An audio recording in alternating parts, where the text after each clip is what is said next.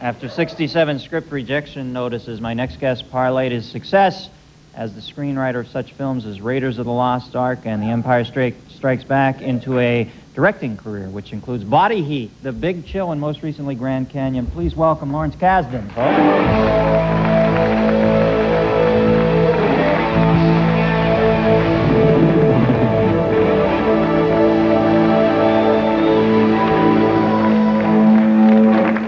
Nice to have you here. It's good to be here. You comfy with interviews?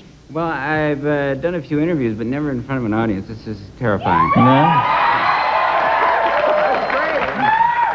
Well, much better, I see that. I saw Grand Canyon over the weekend. I was bowled over. I loved it, man. It had that, obviously some films have these huge high concept. This film had that low subtext of paranoia that just permeated. Concept. Well, it kind of all ties together a bit at the end, but I love the paranoid feel about it. Were you particularly trying for that? Every TV had a newscast of violence on it. It was really... oppressive. If you find the world a little oppressive, then you find this movie a little oppressive, and it has aspects that are very hopeful and sort of upbeat in a way, but I think that, if you go through life in America today, any typical day, you might find a little paranoid. Yes, indeed. If you go with walks with your wife, as I understand, you hatched this on one of your walks, or some of your walks through L.A. That's right. You just can't help but look and see, the random nature of the violence. Yeah, I think there's a randomness to all of life that's maybe a little... Why do we meet someone who then enters our life? You marry him, and you spend the rest of your life. What if you hadn't met him?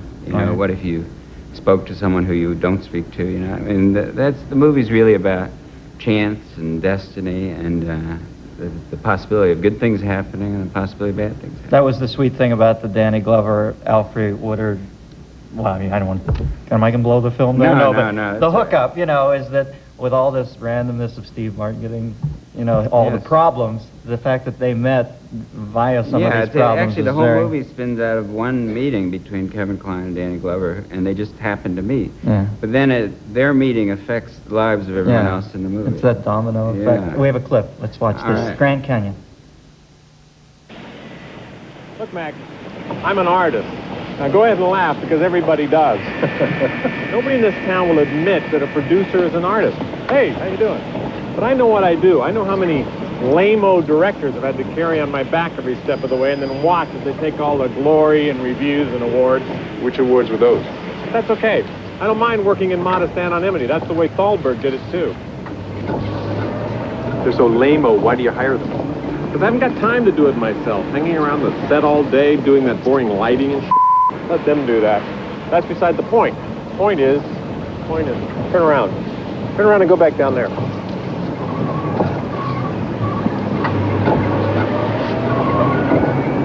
Where was I? The point is, there's a gulf in this country, an ever-widening abyss between the people who have stuff and the people who don't have shit.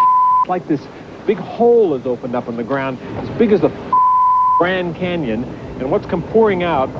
Hi. My name's Davis, Building 78. The whole building. You should stop by. I think I have something for you. This is the greatest town on earth. Go left here. Where was I? Grand Canyon? Yeah.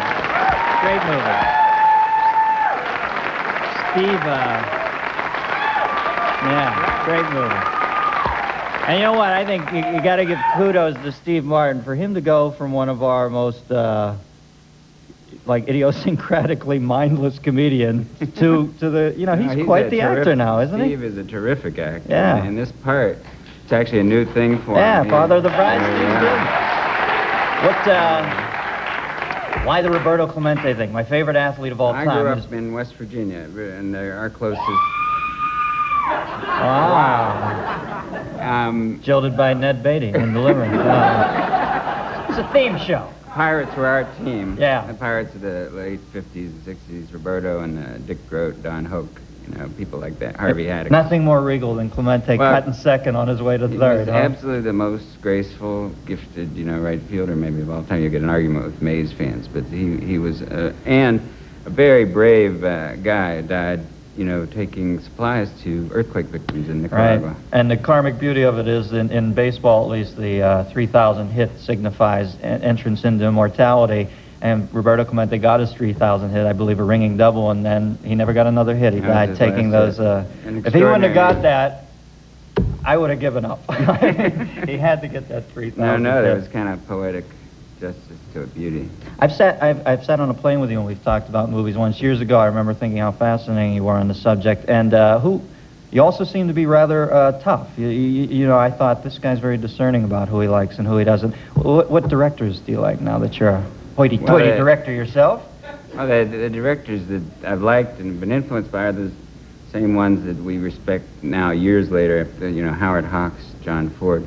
I think the greatest director that ever lived is Akira Kurosawa. Mm-hmm. John Sturges, who made The Magnificent Seven, The Great Escape, and gets very little credit, it seems to me, these days. Those were important movies to me when I was growing up in West Virginia. Steve McQueen, Charles Bronson, these were ways to be. Yeah, I saw a list of your favorite films, and I see McQueen films on there, and yeah, I think... I'm a big McQueen fan. Yeah, that's so funny to me because he seemed to be on instruments acting-wise. When I watch McQueen's technique, I often think, well, I know he's not Olivier, but he exuded that thing, some didn't he? kind of magic. In fact, Kevin Costner is a close friend and had the same sort of interest in McQueen that I did. And I wrote a script for McQueen 15 years ago, but he didn't know it. I was writing it out in Detroit.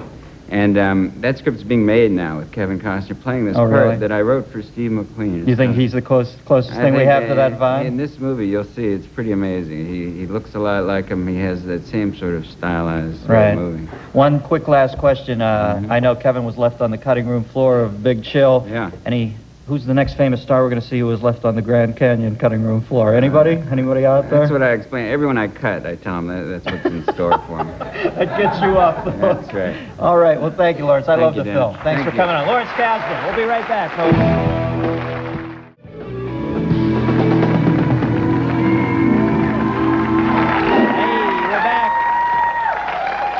We're back with Lawrence Kasdan. Sorry, I freaked out a little earlier. We still have a few minutes left with Lawrence. I was actually out of my mind. And I'm back now. Now, I can't imagine you were an ad copywriter. I have friends in that business, and It wasn't for me. I think it's a good job for some people, and some people like it, but for me it was pretty hellish. I did it for about 5 years. And, wow. that's Jeez. from the... We gotta Sorry, I didn't mean that tell about the it. caterer, no more Mexican. I love advertising. What was that? What happened over there, babe? The Hendrix's spirit was in the studio. Who of your contemporaries? What films have you seen lately that you like? Because like I said, I found you to have good like taste a lot of in films, you know. I go in wanting to like them, you know. I think that's a good approach, you know. I wonder sometimes if people approach movies that way. It's really hard to get a movie made. It's hard to make a movie. It's hard to do it well, you know. So I tend to be pretty sympathetic to... Yeah, especially when the project isn't what one would call for mass consumption. You a fan of your contemporary John Sayles? Oh, yeah, absolutely. Terrific filmmaker, very independent. Yeah, I love his stuff. Yeah, City of Hope got very little attention this year. It's a great film. Yeah. And I think that I sensed some... obviously, there was some connection between Secaucus 7 and Big Chill. It had that same what's sort of... interesting is that City of Hope is also about a city, as Grand Canyon is. We've been working independently, but we're obviously concerned about the same things. You know, these movies are coming out almost identical times, same sort of subjects, different takes on them, I hope, you know. Mm-hmm. But we're obviously interested in the same thing. You guys are running in the same psychic circles. That's good. I think it'd be nice if more American movies were sort of looking at the way we're living, you know, and sort of, instead of all trying to get away from reality and escape from it. You know? Yeah, well. Well, thank you, Lawrence. Appreciate it. Thank you. And...